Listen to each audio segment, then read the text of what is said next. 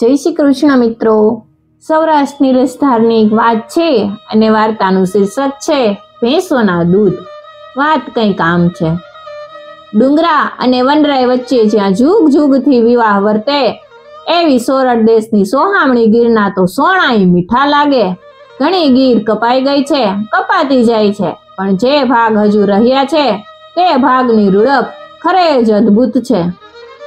ઉનાળાના સૂકા દિવસોમાં પાન ખરીને ઝાડ ઠૂઠા થઈ ગયા હોય, ખડ સુકાઈને ઉડી ગયા હોય અને ઝરણા સૂકા પડ્યા હોય ત્યારે તે ભાગમાં જનારને ખરી ખૂબી જણાતી નથી. પરંતુ એક બે સારા વરસાદ થઈ ગયા પછી વનરાય લીલવણી ઓઢણે ઝબુકતી હોય, લીલાછમ ખડ છાતીપુર ઊભા હોય, દરેક નદી ઝરણું આનંદમાં ખડખડાટ કરી રહ્યું હોય, તે સમયની ગીર જોઈ હોય તેનાથી એ જીવતા સુધી ભૂલાય નહીં તેવી ગીર હોય. એક સારો વરસાદ થયાના ખબર મળતા તો દૂર દૂરથી ચબારી, ચારણ, આહિર, કાઠી અને દરેક મોટા માલધારી પોતાના ઢોર લઈને ગીરમાં ચરવા જાય. ઠેક ઠેકાણે ઝૂંપડા અને ઢોરની ઝોકો બંધાય. પરોળીએ પરોળીએ વલોણાના ઘમઘમાટ, ઘંટીના નાદ સાથે ગવાતા પ્રભાતિયા, રાત્રે ક્યાંક ભજનની ધૂન તો ક્યાંક દુહા, ક્યાંક વાતો તો ક્યાંક રબારી ચારણના પાવાના મધુર નાદ, ક્યારેક ડુંગરા ગજવી મુકતી સિંહની હૂક તો ક્યારેક પશુની છીંકારીઓ, ક્યારેક સાબરના ભાડુક, મસ્ત ખૂંટડાની ત્રાળ, મોરલાના ટંકા. આ બધું જેણે અનુભવ્યું હોય તેને જ તેની ખરી ખૂબી સમજાય. બરાબર મધ્યવીરમાં ડુંગરે વીંટ્યું એક તીર્થધામ છે. ત્યાં રૂક્ષ્મણીનો ડુંગર છે, તાજા પાણીનો કુંડ છે, ભગવાનની સામ મૂર્તિવાળું મંદિર છે, એનું નામ તુલસી શ્યામ. કેટલાક વર્ષો પહેલા તુલસી શ્યામની આસપાસ કેટલાક ચારણોના નેસ પડ્યા હતા. દેશમાં દુકાળને લઈ ઉનાળામાં પણ કેટલાક ઝૂંપડા બાંધી ત્યાં જ પડ્યા હતા. તેવામાં ઢોરમાં એકદમ સીડીઓ રોગ ફાટી નીકળ્યો ને ઘણા માલધારી માલ વિહોણા બની ને માત્ર લાકડી લઈ દેશમાં પાછા ફર્યા. બહુ જ થોડા ચારણ ત્યાં રહ્યા. એક ચારણને માત્ર 2 નાના ખડાયા રહ્યા, બાકીના ઢોર તો મરી ગયા. પણ ચારણિયાણી પોતાના પિયરથી 2 પાડીઓ લઈને આવી. આ પ્રમાણે એ ચારણને 4 નાના ખડાયા થયા. તેના ઉપર જ તેનો નિભાવ હતો. આગળ જતા સારી ભેંસો થશે, એના દૂધ ઘીમાંથી ગુજરાન ચાલશે એ આશાથી બહુ ચાકરી રાખવા માંડી. 4 ખડાયા મોટા થયા, અસલ ગીરની વખણાઈ.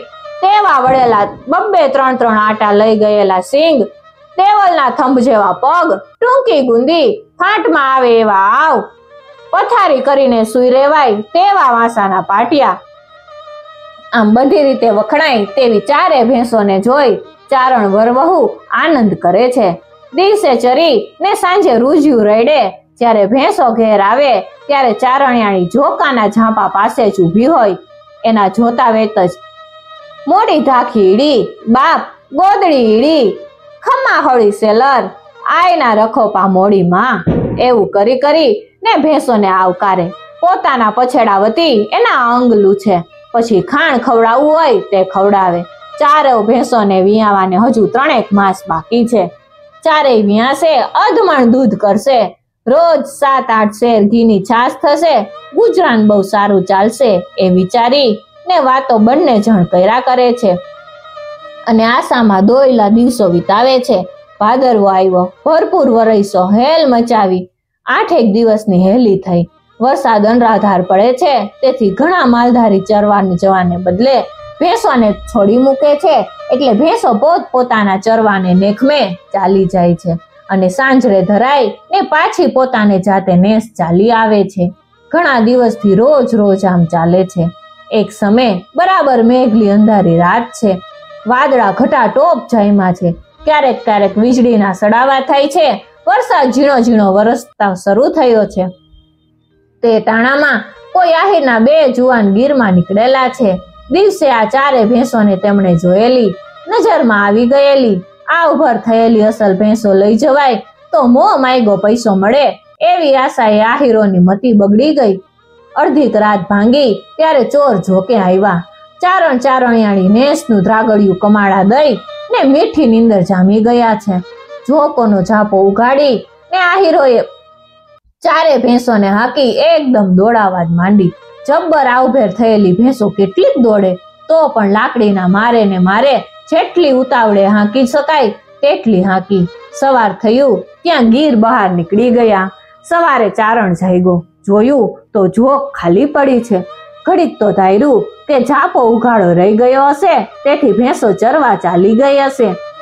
રોટલો તૈયાર થયો કે છાશ પીને રોજ ભેંસો જતી હતી તે ખમે ગયો. ત્યાં પણ ભેંસો જોવામાં આવી નહીં. વરસાદ બહુ વરસ્યો હતો, તેથી બીજી નેખમે ચડી ગઈ હશે, સાંજરે પાછી નેસે આવશે તેમ ધારી ને પાછો ઝૂંપડે આવ્યો. સાંજરે ધણી ધણિયાની વાટ જોતા ઉભા રહ્યા, પણ ભેંસો તો આવે નહીં. તાર પછી ખરેખરી ચિંતા થઈ. ફરીને આસપાસ બધા સ્થળો જોઈ આવ્યો. તગીરના ગાળે ગાલે રખડ્યો, પણ ભેંસોનો પત્તો મળ્યો નહીં. પછી તો ચોરાઈ ગયાનો વહેમ આવ્યો. ભેંસો ઘણી હોય તો ટોળામાંથી 1 2 3 4 ને નોખી તારવવી સહેલી નથી. કાચા પોચાથી તો નોખી પડે નહીં. કદાચ મારે પણ ખરી. કોઈ બહુ હિંમતવાળા 2 3 જેવી તેવી ભેંસોને જુદી પાડીને લઈ જાય તો એને મોટા માલધારી બહુ દરકાર પણ ન કરે. ગોત કરવા જવાની મહેનતથી કંટાળી ને જતી પણ કરે. પણ આ તો 4 ભેંસો સાથે ગઈ, બધી ગઈ. જેના ઉપર કેટલી આશા બાંધેલી તે બધી ગઈ. થોડી ભેંસો પણ જેવી તેવી ન હતી. ચારણિયાળીએ પોતપોતાના સગાઓમાં જઈને વાત કરી, પણ ભોળપ અને નિર્દોષ ભાવના ભરપૂર આ પરાજ્યા ચારણો. એક તો મનમાં મસ્ત હોય, તેમાં વળી ભેંસના ઘાટા દૂધ પીવાથી અને દૂધની સાથે વળગાવ સાંબો કે રાજગરા જેવા ખદના ધાન મિલાવીને ખીર કરી ખાવાથી આળસુડા થઈ ગયેલા. નીકળીએ છીએ એમ કરતા કરતા 15 દિવસ પર્યાણ કરી પછી 6 જણ શોધ કરવા નીકળ્યા. ગીરમાંથી નીકળ્યા પછી તો ભેંસોને દોડાવવાની જરૂર ન હતી, તેથી આહીરો એને થાક દેતા ધીમે ધીમે વળાંકમાં આવ્યા. પોતાના સગાઓને ઓળખીતાને ઘેર રોકાતા જેતપુર આવીને પહોંચ્યા. સવારનો પહોર છે. ભાદરના કાંઠા ઉપર એક ઝરૂખામાં એક દરબાર ખાનગીમાં પોતાની એડીના થોડાક માણસોનો ડાયરો ભરીને બેઠા છે. કસુંબા લેવાઈ ગયા છે.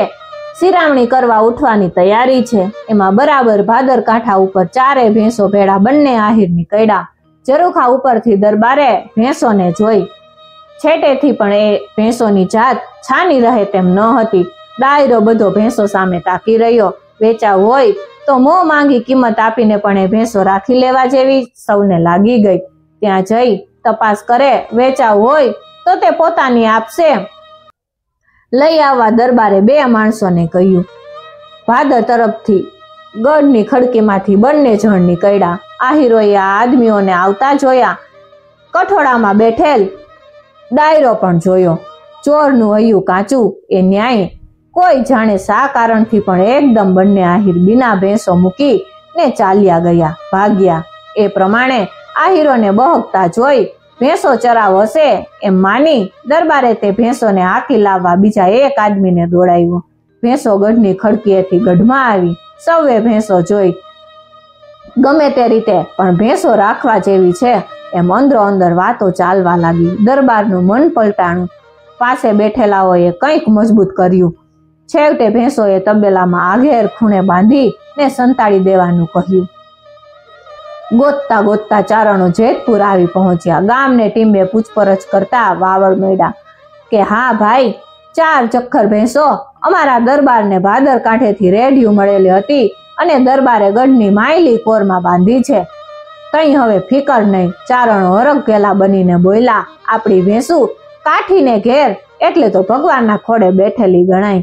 એવા વિશ્વાસુ ચારણો ડાંગ ઉલાડતા દરબારની ડેલી આવીને ઉભા રહ્યા અને દરબારની વાટ જોતા બેઠા. 1 પોર, બીજો પોર, ત્રીજો પોર, પણ દરબાર ડોકાણા નહીં. દરબારને જાણ થઈ હતી કે ભેંસોના મુછાળા માલિકો આવી પહોંચ્યા છે. એક તો પેટ મેલું જ હતું, તેમાં પણ પદખિયાઓએ ધનીને વાહલા થવાને સારું પાપની શિખામણ દીધી. ના બાપુ, એમ ભેંસો દેવાય? શીખ અતરી કે ભેંસું એનું જ છે. બીજે ટવકો પૂર્યો. વળી આપણે ખવડાવ્યું છે. ટંકે પોણો મણ દૂધ કરે છે. 10-12 શેર ઘીની છાશ થાય છે અને આજ સુધી ખવડાવ્યું એને એમનેમ થોડી કાપી દેવાય કાંઈ? હા, તો આબરૂ જ જાય ને. આવી રીતના ભે ભૈરા. દરબાર ભાન ભૂલી ગયા. કેવડાવી દીધું. આમાં તમારી ભેંસું નથી ભાઈ. સાંભળીને ચારણો શ્વાસ લઈ ગયા. ડુંગર જેવડા નિસાસા નાખ્યા. ભેંસો અહીં જ પુરાઈ હોવાની ખાતરી થઈ ચૂકી હતી. વળી દરબાર મોંએ દેખાડતા નથી. નરણે મોઢે ઉપવાસ ઉભેલા ચારણોએ કહેવડાવ્યું, મામાહી ભણો, સૂરજ પુત્રો મૂકી સંતાડેને બેઠો છે. મામાને કયો કે સૂર્યપુત્ર મોં કેમ સંતાડીને બેઠો છે. અસલ ચારણ કાઠી વચ્ચે આવો સંબંધ હતો. ચારણ ભાણેજ કહેવાય ને કાઠી મામો કહેવાય. ઘરડો ચારણ હોય તો પણ નાનાથી માંડીને મોટા તમામ કાઠીને મામા કહીને બોલાવે. ડેલીએ ચારણ આવે તેનાથી સૂર્યપુત્ર કાઠી મોઢું સંતાડે નહીં. આ આશાએ બિચારા ચારણોએ જતા આવતા ઘણાની સાથે સંદેશા કેવડાવ્યા, પણ દરબાર તો મહિલા જ નહીં. એમ ચારણ પણ ભૂખ્યા તરસ્યા ડેલીએ હાંજ સુધી બેઠા રહ્યા.